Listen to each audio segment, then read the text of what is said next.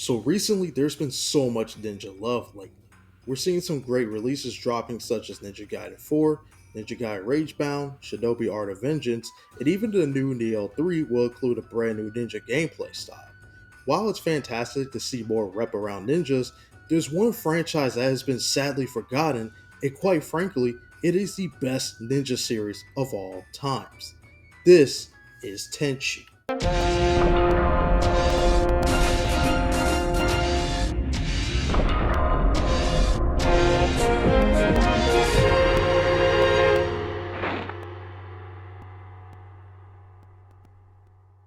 The series has been around for a long time and originally started its debut on the PlayStation with Tenchu Stealth Assassins on September 14, 1998.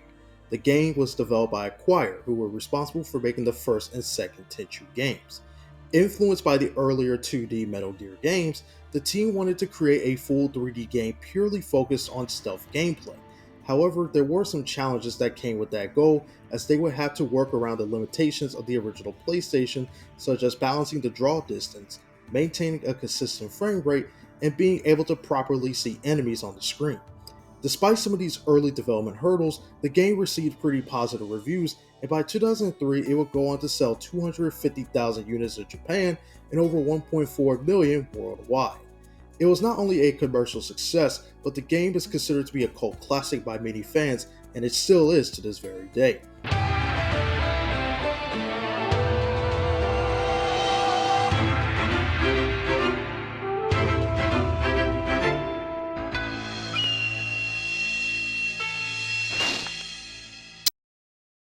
It later received a sequel called Tenchu Birth of the Stealth Assassins in August 8, 2000.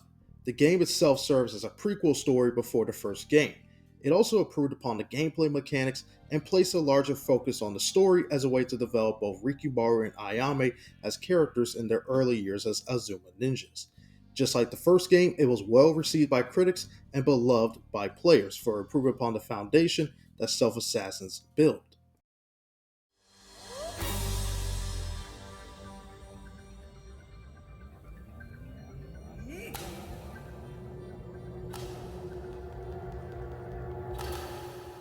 On March 4th, 2003, the third entry, Tenchu Wrath of Heaven, was released on the PlayStation 2 and was developed by a completely different studio this time called K2. From this point, Acquire didn't have any involvement with the Tenchu franchise due to Activision buying the Tenchu IP from Sony Music Entertainment Japan. This would later result in Acquire partnering up with Spike to create a new franchise called Way of the Samurai, which made its first debut on the PlayStation 2. Wrath of Heaven was my first ever introduction to the series, and I grew up playing this game quite a lot with my siblings. I still remember playing through the entire game as a kid and getting the lowest rank on almost every single stage that I possibly could, because to put it bluntly, I had no idea what the hell I was doing. The idea of being stealthy was not something that younger me could possibly comprehend.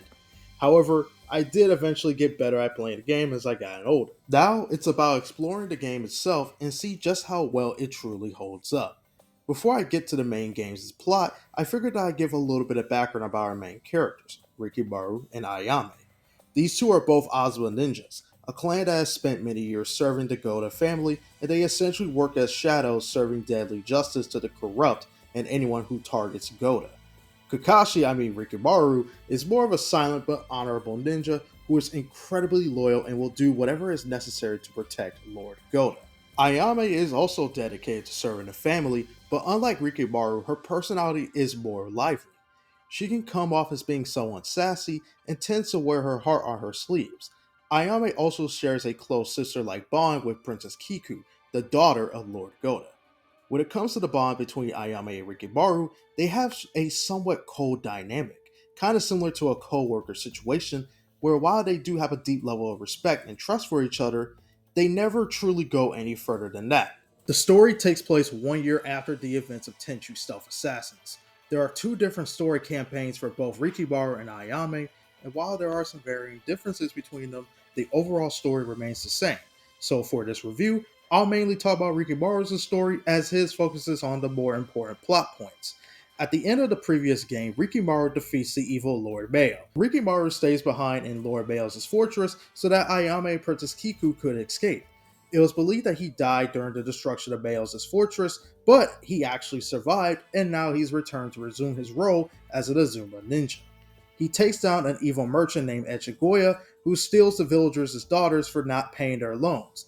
After Rikimaru stops Ichigoya, he informs them that there's a traitor by the name of Yamada inside of Goda's castle, and before he can ask for more info, the merchant is killed by a mysterious man who Rikimaru seems quite familiar with. Rikimaru then travels to the castle and takes out the traitor, but right after that, enemy ninjas invade and he quickly rushes to rendezvous with Lord Goda. We learn that the enemy came from the limestone caverns and that a mysterious sword called the Shishisto sword is located there. This is an evil blade that was used by the late Maya.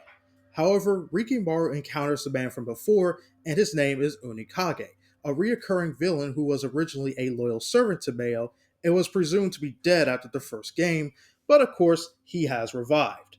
Rikimaru defeats Unikage, who actually was a clone, and the real Unikage kills Rikimaru, or so we thought.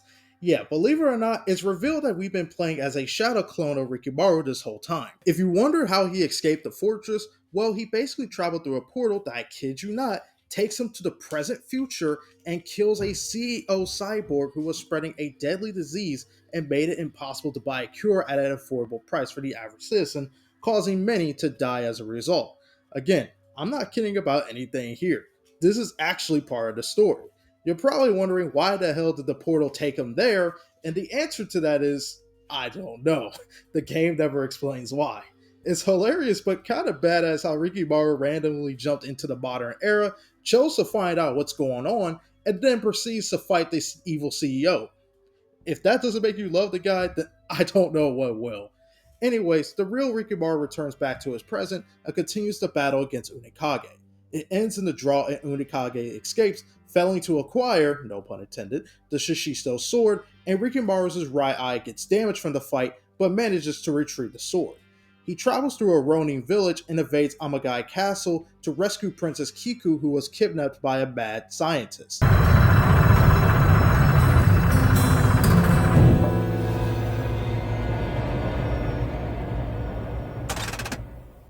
What the hell? Rikimaru defeats him and saves Kiku. He asks Ayame to take care of her while he finds a blacksmith to repair his damaged Izayoi. It's at this point in the story where Rikimaru has a choice to repair his sword with regular metal or use the Shishisto sword to make it more powerful. This choice surprisingly doesn't affect the story much, but it may make the final boss slightly harder depending on your choice. Anyways, in the Buddha temple, Rikimaru clashes with Tatsumaru, who was the former leader of the Azuma ninjas and got resurrected by Tenrai. He also shared a connection with both Rikimaru and Ayame as being somewhat of an older brother figure to them. After the fight, Tatsumaru informs him that he has a secret dojutsu in his right eye, otherwise known as the Ninja Eye. However, before he can say anything else, Tenrai kills him and Rikimaru mourns his loss once more. 2 days later, Rikimaru infiltrates Tenrai's fortress for the final showdown, and also defeats Unikage along the way. Tenrai tries to make Rikimaru join his side, but he refuses and the big battle begins. Tenrai transforms and manages to overwhelm Rikimaru, and just when things look bleak, he awakens his ninja eye and proceeds to defeat Tenrai. However, Tenrai tries to attack Rikimaru one more time, but he delivers the final blow, ending the big bad for good. Afterwards, Lord Goda and Ayame meet up with Rikimaru, and peace is restored once more.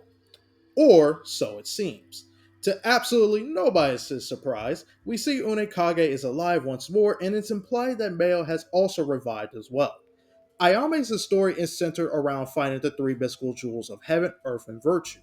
She also comes across Unikage and Tatsumaru throughout the story, and honestly, there's just not much I can say for Ayame, since her story ends with defeating Tenrai, who, interestingly enough, has a different form that looks more reptilian and a different ending scene. Okay, so this is future Kazak coming in, and there's actually something that I wanted to talk about when it comes to Ayame's story.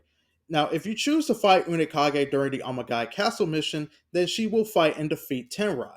However, if you choose to let Rikimaru fight Unikage, then Tatsumaru will appear during the final fight against Tenrai and sacrifice himself. You also get a completely different ending scene as well. I figured that I mentioned this since I didn't really cover it in the original review. So, yeah, just thought that would be nice to bring up. Anyways, let's resume the review. After you beat both Rikimaru and Ayame's campaigns, you unlock a third character named Teshu. His background is that he's a doctor, but also a hired assassin. He occasionally crosses paths with both of the Azuma ninjas throughout the game. The overall story is pretty straightforward and nothing really special, but it's still pretty entertaining for what it is. Now that we extensively covered the story, we can now actually get to the real meat of the game, which is of course the gameplay. When you first start the game, you have the option to pick between Rikimaru and Ayame. Both of them have a total of 10 main missions in the game, except for Teshu, who only has 6. While some missions have different objectives, the way you tackle them will remain the same, which is reaching from point A to point B. Before each stage, you're given the chance to pick out different ninja tools that can assist you, such as shurikens, health potions, blow darts, and even poison rice. You're able to carry up to 6 different types of items and can stack up on more of them. Although, if you're playing as Tenchu, then you have to buy the items instead. What a bummer. As I mentioned before, Tenchu places heavy focus on stealth gameplay, where you not only have to kill enemies quietly, but also be aware of your surroundings. This means being cautious of potential hazards like innocent civilians or animals that can set off enemies. Even killing certain enemies in obvious places will cause others to run directly to the dead body and will be immediately on guard. You can perform different actions such as crouching, perform dodge rolls, clinging onto walls, using your grappling hook to climb higher areas, and grabbing onto ledges. All of these actions can be very useful when navigating through areas with enemies lurking around. You probably also notice this large symbol and the numbers going up next to your health. This is your key meter, and essentially acts as your radar to let you know how close an enemy is to you. The green mark indicates that they're nearby, but they don't detect you. The purple exclamation and question mark is when they spot a dead body and will move erratically. The yellow exclamation mark means that they're getting dangerously close or they hear noises, and the full 2 exclamation marks mean that they found you and it's time to fight. You'll also see that there's some Japanese symbols that pop up on the screen whenever you get a stealth kill. In every stage, whenever you get 9 kills in a row, your character will unlock a new special ability that either improves their attacks or give you more stealth options. If that wasn't enough, you also get ranked at the end of each mission, with Thug being the lowest rank and Grandmaster being the highest. Your ranking here actually matters because the higher rank you are, the more ninja tools and items that you're able to use. So you can't just flail around your sword and beat up everyone like it's a Ninja Gaiden game, because getting spotted makes you lose points and potentially getting an easy game over depending on the mission. Not to mention, if you're not careful enough, some enemies in the later half of the game can instant kill you. You can also lose points by killing innocent civilians, so yeah, don't do that either. Although, speaking of the combat, you can perform combos by pressing square, block by pressing circle, and there's also a lock-on system that you can use by holding R2. Pressing triangle also allows you to use items, and you can scroll through your tools with the D-pad. Control-wise, this game feels much smoother and easier to get accustomed to compared to the older games, which felt a little too clunky at times, since you only had the D-pad to move around and you couldn't rotate the camera freely. Granted, this game does have a little bit of clunkiness in the combat department as well, especially when fighting multiple enemies at once, but it's still a lot better than what was done before. When it comes to individual playstyles, Rikimaru essentially acts as the powerhouse where his moves are slower, but he deals great damage. Ayame is the opposite. Her attacks deal less damage, but her attacks are much faster. While Teshu can't learn new ninja techniques, he does specialize in melee attacks and personally kills his enemies with his bare hands Mortal Kombat style. Although, I'm personally not a fan of his playstyle since he runs slower and doesn't get the same level of options compared to our 2 ninjas. Speaking of Mortal Kombat, each character has their own unique stealth kills which will look different depending on the angle you take. You can even cancel out the animations by pressing circle, which is useful for when you need to take down another enemy quickly before they notice you. Now, maybe this is just me, but I find it oddly disturbing and weirdly comical how when you're beating up the enemies, they just spray out blood like it's a water fountain. Although saying that out loud is pretty wild. Well, anyways, this game can get pretty difficult at different points. Not just because of the enemies or bosses, but because the game itself requires you to be observant at all times and learn the level design and the enemies' patterns. This is especially true if you're playing Ayame's campaign. Now, maybe I just suck at memorizing her mission layouts, but the enemies tend to be more aware, and her objectives end up being slightly harder. This is why I recommend playing as Rikimaru first, then play as Ayame second. Tenchu is also one of those games where there's no level checkpoints, meaning that you better make sure that you don't get a game over, because if you do, well, tough luck. It's back to the beginning of the level. That might sound like that the game is very punishing, but when you know what to do, it's actually not that bad. There's also a fun sense of exploration that you can do in the game, and it's always satisfying when you find an area with a new item inside. The levels will always reward you for taking the time to traverse through the environments. However, I do have one minor gripe, and it's how dark the game can actually be. Now, I don't mean dark in terms of narrative or anything of the sort, I mean the game itself is literally surrounded in the dark. Don't get me wrong, I understand that ninjas typically are active more in the nighttime, but there are a few times where I get completely blindsided by a trap, a bottomless pit, or an enemy because it's sometimes tricky to make out where you are. Granted, it's an easy fix, which is why I consider this as a small nitpick or con on my part, but I do think it's worth pointing out. Moving on from that, one thing that I really appreciate about the game is how haunting and just downright creepy the game can get. Even as a kid, I always got this unsettling chill, especially when playing it by myself, and I feel it has a lot to do with this stage's atmosphere and how each mission enemies become more threatening in appearance. We go from regular human guards to ninjas and to demons. In fact, in stage 5, when you go to say Princess Kiku, as soon as you start the game, you're greeted with this piece of music.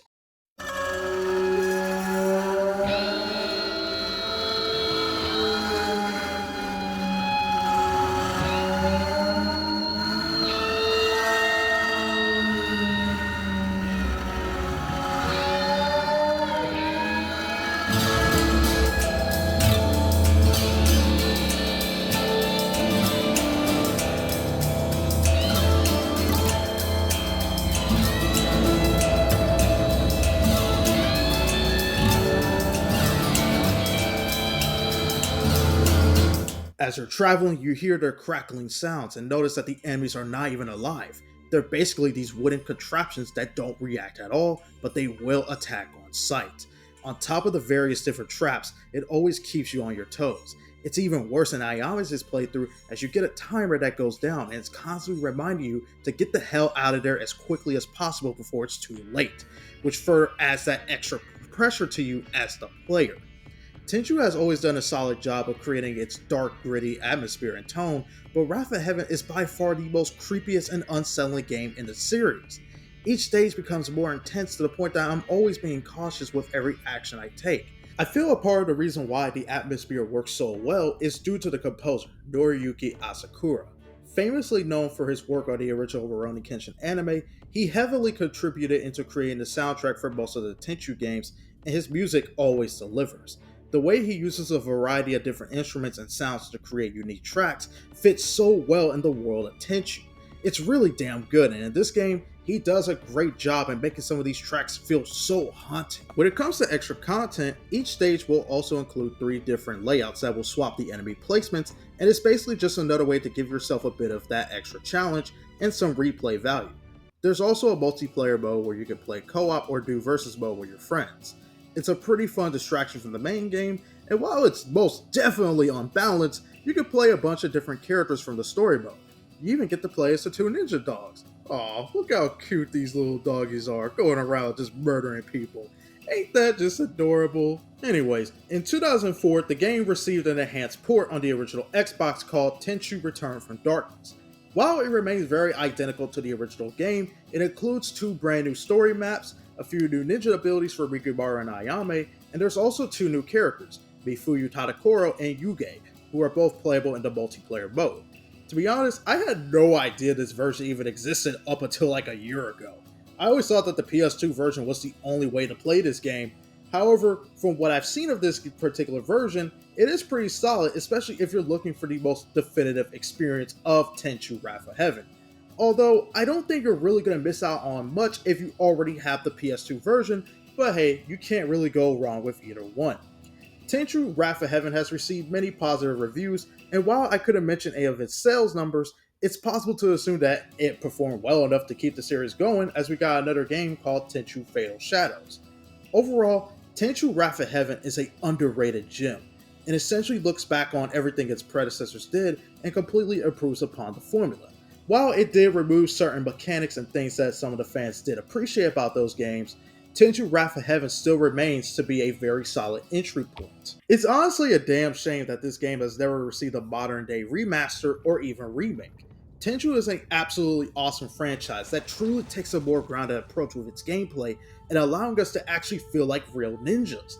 Now the IP is in the hands of From Software, and with how well acclaimed they are with games like Dark Souls, Elden Ring, and Armored Core, I would love to see them bring back this franchise with new technology and give us that satisfying stealth action gameplay that has been long overdue. Until that day comes, though, I'll be happy playing Tenchu Wrath of Heaven because to me, this is the best ninja game of all time.